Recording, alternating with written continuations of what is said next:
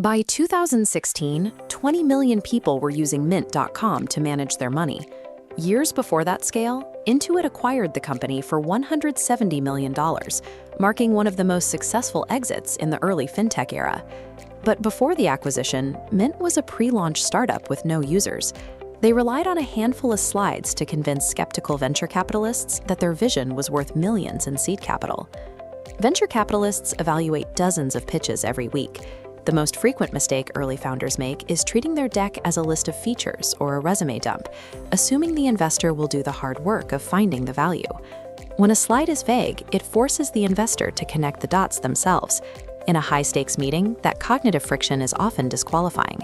An unclear presentation does more than just lose the investment. It burns the warm introduction that took months to secure. In reality, venture capitalists rarely back the loudest voice in the room. They back the most specific one.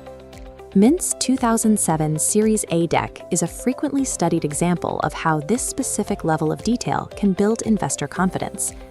The deck uses a narrative thread, a structural spine where every slide makes the information on the following slide feel like a logical necessity. By removing guesswork, the founders made the decision to invest feel like the only reasonable conclusion. Mint's deck avoided the standard hype of the mid-2000s. There were no broad claims about changing the world. Instead, they stuck to a clinical analysis of the market. Their narrative thread is a straight line.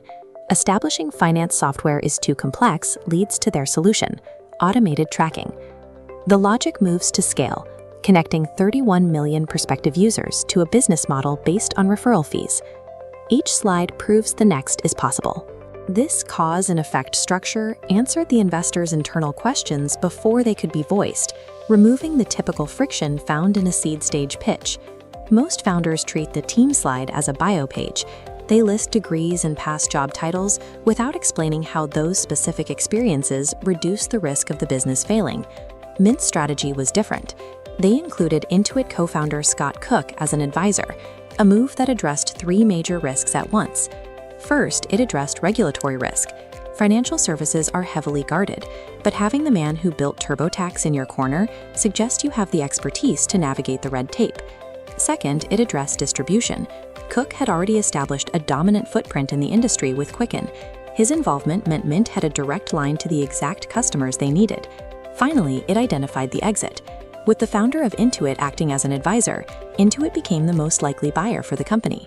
A team slide is a tool for risk mitigation. Every name on that list should systematically eliminate a specific reason an investor might say no. Even a strong deck can have points of failure. Mint's financial projection slide was overly complex, filled with crowded tables and overlapping data. When an investor has to lean in and strain to read tiny text, they stop listening to the founder. They are now working to decode your slide instead of following your logic. In pitch psychology, if a slide requires more than 8 seconds of squinting to understand, you have lost the room. Clarity is a prerequisite for trust. You can test your own presentation using a framework called the title read test. Look at your deck and read only the slide titles from beginning to end.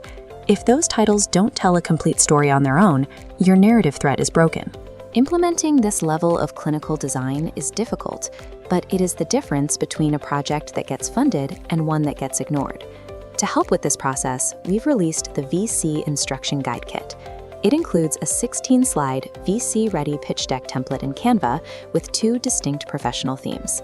It also includes a 16-page guide that explains the psychology behind every single slide, acting as a manual for your next raise. There are no recurring fees, just full ownership and lifetime updates as we refine the kit based on new investor data. Investors want to say yes to founders who make their job easy. Use the link in the description to get started.